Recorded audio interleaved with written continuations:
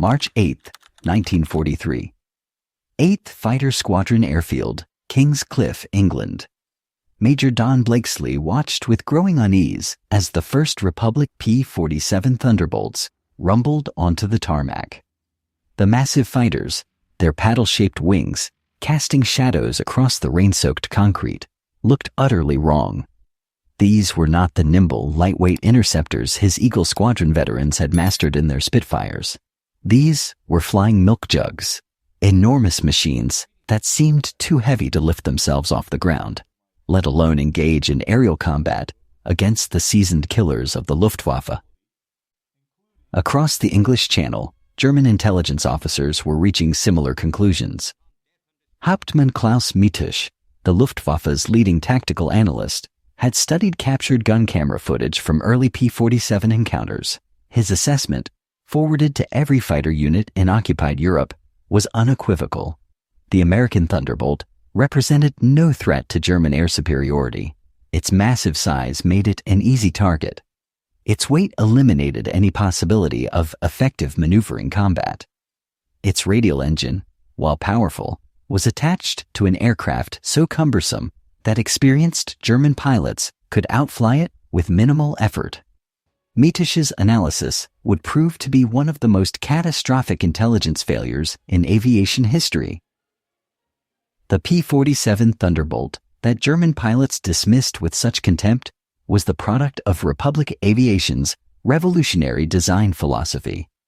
Engineer Alexander Kartveli had abandoned conventional wisdom about fighter aircraft construction, choosing instead to build his design around the most powerful engine available, the Pratt & Whitney R2800 Double Wasp. This massive 18-cylinder radial engine produced 2,000 horsepower, more than any fighter power plant in service. But harnessing that power required innovations that created an aircraft unlike anything previously conceived. The turbo supercharger system, essential for high-altitude performance, demanded enormous ducting that gave the P-47 its distinctive deep fuselage. The need for adequate ground clearance for the massive propeller forced the landing gear to telescope outward during extension. The result was an aircraft that weighed 8 tons when fully loaded, nearly twice the weight of contemporary fighters. German pilots encountering P-47s in April 1943 initially treated them as easy victories. The Thunderbolt's rate of climb was abysmal compared to the Messerschmitt Bf-109 or Focke-Wulf 190. At low altitudes, German fighters could literally fly circles around the massive American aircraft.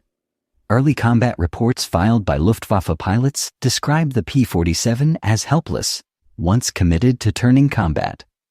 Oberleutnant Johann Pichler of Jagdgeschwader 26 wrote to his family after a May engagement near Abbeville, "We encountered 8 of the fat American fighters today. They tried to turn with us like elephants attempting to dance. We shot down 4 without loss. These machines pose no threat to the Reich." But something strange was developing in those early encounters that German intelligence failed to notice. The P-47s that survived were returning to base with damage that should have destroyed any aircraft. Flak-riddled wings that remained airworthy, and engines shot full of holes that continued running. Fuel systems punctured in multiple places that somehow retained enough fuel for the flight home. The massive radial engine, lacking vulnerable coolant systems, proved remarkably resistant to combat damage. The robust construction that made the aircraft so heavy also made it nearly indestructible. Lieutenant Francis Stanley Gabreski, known to his squadron mates as Gabby, was among the first American pilots to recognize the Thunderbolt's true potential. Flying with the 56 Fighter Group, Gabreski had initially shared his fellow pilots' frustration with the bulky aircraft. His Polish heritage gave him additional motivation. He had witnessed German bombers destroying Warsaw from newsreels, had heard stories from relatives about Luftwaffe strafing attacks on fleeing civilians. For Gabreski, every mission in the Thunderbolt was personal vengeance against the machine that had destroyed his ancestral homeland. On May 13, 1943, Gabreski discovered what the P-47 could accomplish when flown to its strengths. Leading a flight of 4 Thunderbolts over the French coast, he spotted a formation of 12 Dornier Do-217 bombers, protected by 8 Messerschmitt Bf-109 escorts. Traditional fighter tactics would have demanded climbing to equal altitude, engaging the escorts, and hoping to break through to the bombers. Instead, Gabreski made a decision that would revolutionize American fighter doctrine. He climbed above the formation, using the P-47's superior high-altitude performance to gain decisive advantage. At 35,000 feet, where the turbo supercharger gave the Thunderbolt performance the Germans could not match, Gabreski positioned his formation between the sun and the enemy aircraft. The attack that followed lasted exactly 90 seconds and destroyed 7 German aircraft without loss. Diving from altitude at speeds exceeding 500 miles per hour, the Thunderbolts swept through the bomber formation like avenging angels. Their .850 caliber machine guns created walls of destruction that no aircraft could survive. German fighter pilots attempting to intercept found themselves hopelessly outclimbed as the Americans converted their diving speed into vertical energy. The event that would revolutionize both American and German perceptions of the Thunderbolt occurred on June 26, 1943. Second Lieutenant Robert Johnson of the 56th Fighter Group was flying tail end Charlie, the most vulnerable position in formation, when German fighters struck from the sun. What followed became the most famous demonstration of P-47 survivability in aviation history. Johnson's Thunderbolt absorbed 21 20mm cannon shells in the first seconds of combat. The instrument panel exploded. The canopy shattered. Hydraulic fluid sprayed throughout the cockpit, partially blinding the pilot. Machine gun bullets punctured the oxygen system. Fire erupted behind the engine cowling as fuel lines ruptured. The aircraft rolled inverted and entered a violent spin, dropping through 20,000 feet before Johnson regained marginal control. The canopy release mechanism had been destroyed, trapping Johnson inside his burning aircraft. Forward visibility was eliminated by oil covering the windscreen. Navigation instruments were destroyed. Fuel leaked steadily from multiple punctures.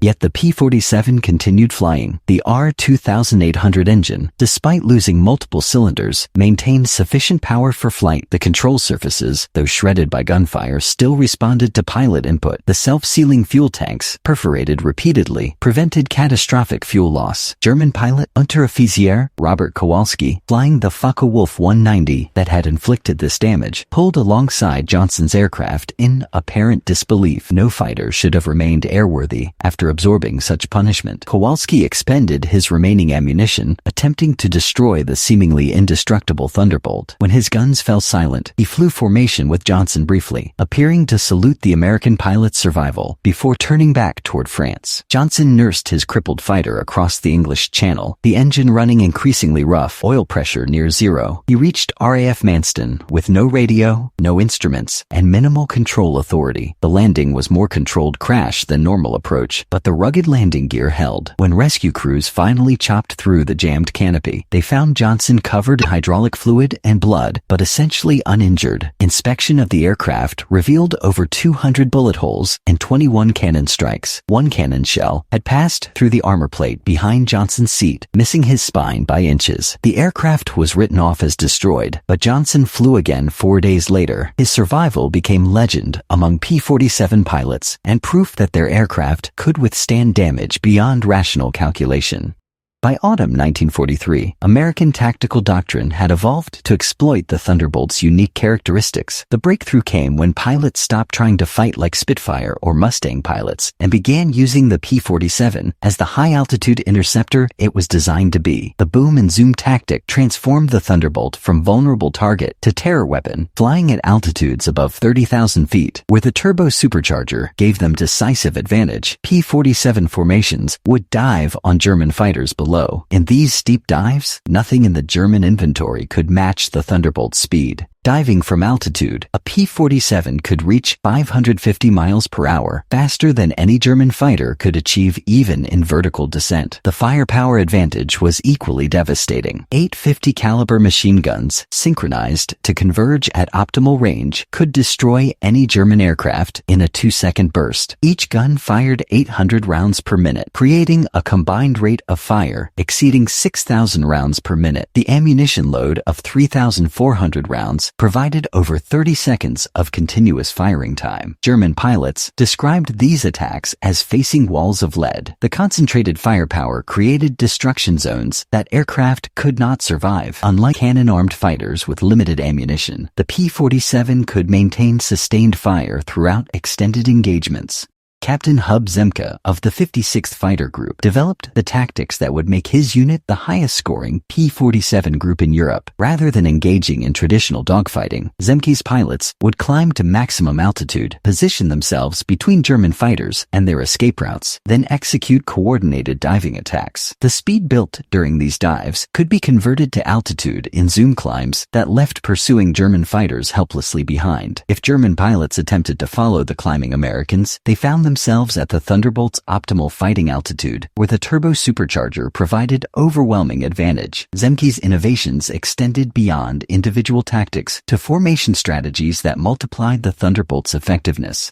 The Wolfpack, as his group became known, pioneered the Finger Four formation that provided mutual support while maximizing individual aircraft maneuverability. Unlike the rigid three-aircraft VIX favored by European air forces, the Finger Four allowed each pilot freedom to maneuver while maintaining formation integrity. When attacking, Zemke's pilots would split into pairs, with one aircraft engaging targets while the wingman provided cover. This tactical flexibility proved decisive against German formations trained for predictable combat patterns. The psychological impact on German pilots was profound. Veterans accustomed to air combat superiority found themselves facing opponents they could not catch, could not climb with, and could not escape. Major Gunther Rall, one of Germany's leading aces with 275 victories, encountered P-47s on March 6, 1944. His post-war account captured the transformation. "We saw them above us, fat silhouettes against the sun. Someone laughed and called them flying pigs. Nobody was laughing 30 seconds later. They came down like an avalanche, faster than we could react. The first pass destroyed 3 of our aircraft, just gone, transformed into burning debris. Their guns did not fire in bursts like ours. They poured solid streams of fire. Getting caught in that stream meant instant death." The introduction of paddle blade propellers in late 1943 revolutionized P-47 performance. The broader chord propeller blades extracted more power from the massive R2800 engine, dramatically improving rate of climb. P-47s equipped with paddle blade propellers could achieve climb rates of 3,000 feet per minute, matching or exceeding German fighters at most altitudes. The distinctive thundering roar created by the blade tips approaching supersonic speeds could be heard for miles. German ground troops learned to identify approaching Thunderbolts by sound alone, a deep threatening rumble that meant death from above. They began calling it Donnerschlag, thunderclap. This acoustic signature became a weapon of psychological warfare. The Wehrmacht soldiers reported that the sound of approaching Thunderbolts caused panic among troops who had never even seen the aircraft. The deep resonating noise seemed to penetrate concrete bunkers and underground shelters, creating an atmosphere of impending doom that demoralized German forces before the attack began. Divisional reports from Army Group Center in early 1944 documented widespread instances of troops abandoning positions upon hearing the distant rumble of P-47 formations. By early 1944, the P-47 had evolved from escort fighter to multi-role destroyer, while P-51 Mustangs took over long-range bomber escort duties. Thunderbolts increasingly focused on ground attack missions that would make them the most feared aircraft in occupied Europe. The same characteristics that made the P-47 effective against German fighters, ruggedness, massive firepower, and high-speed diving capability, proved equally devastating against ground targets. The 850 caliber machine guns could penetrate the top armor of most German vehicles. The aircraft could carry 2,500 pounds of bombs or 10 5-inch rockets while retaining full air-to-air capability. The adaptation process required retraining experienced pilots in ground attack techniques fundamentally different from air-to-air combat.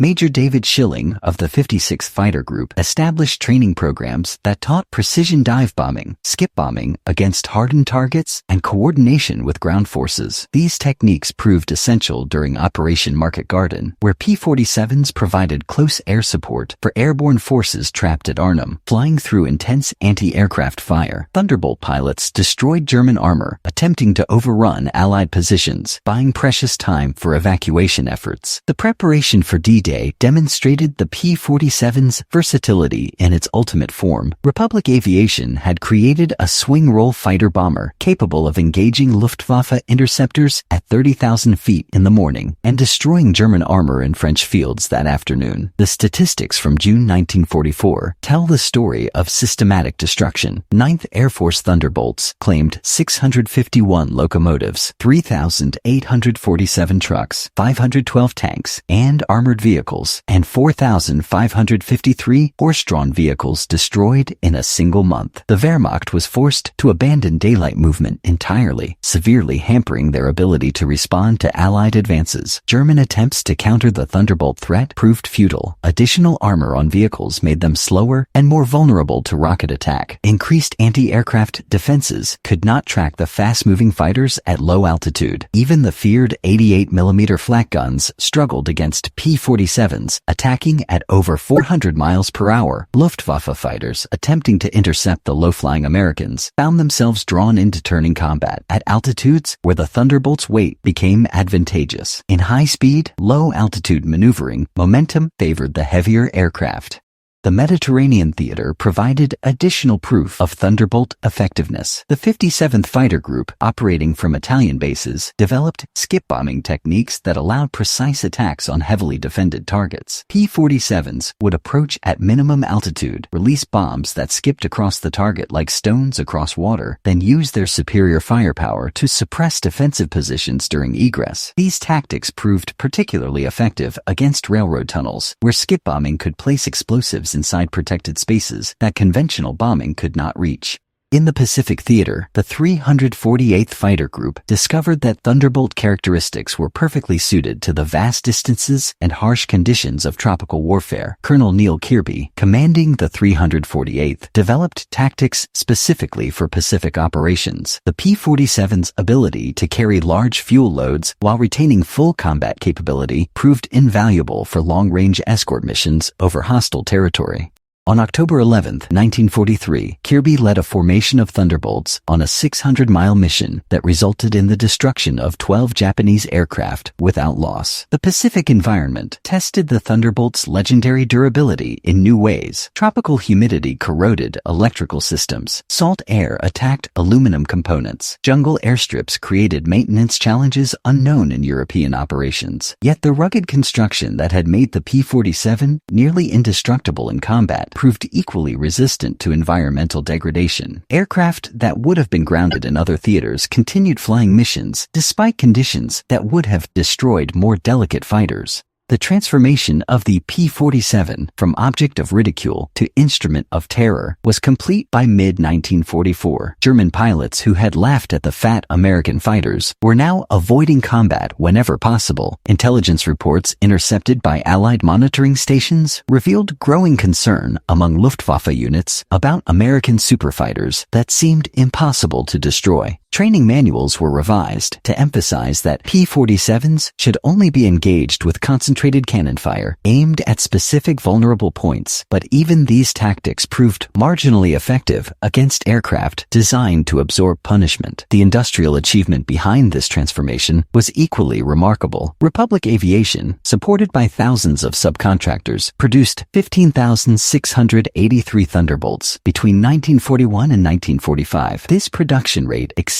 that of any other American fighter, demonstrating the industrial capacity that ultimately decided the war's outcome. Each P-47 required over 1 million individual parts, assembled by workers who had never built aircraft before the war began. Women comprised 65% of the workforce by 1943, proving that democratic mobilization could achieve what authoritarian regimes considered impossible. The Evansville, Indiana production facility became a symbol of American industrial might. Operating 24 hours daily, the plant delivered completed P-47s at a rate of one aircraft every 63 minutes during peak production periods. German intelligence officers studying aerial photographs of the facility reported conclusions that bordered on disbelief. The Americans appeared to be mass-producing advanced fighter aircraft using automobile assembly techniques, an industrial achievement that German experts insisted was theoretically impossible. Quality control maintained strict standards records, despite unprecedented production rates. Each aircraft underwent rigorous testing before acceptance, including high-altitude performance validation, engine stress testing, and weapons system certification. Republic aviation engineers incorporated improvements throughout the production run, creating variants optimized for specific mission requirements. The P-47D model, featuring increased fuel capacity and improved armor protection, became the definitive version that dominated the final years of the war.